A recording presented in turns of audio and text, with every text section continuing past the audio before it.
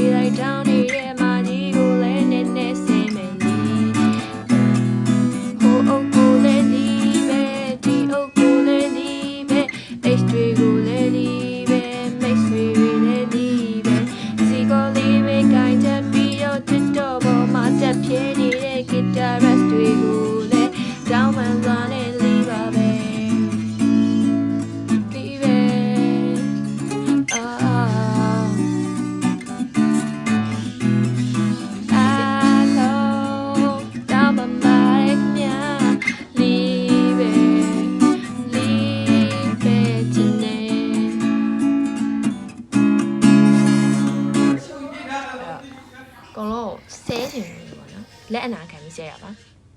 ကျေးဇူးတင်ပါတယ်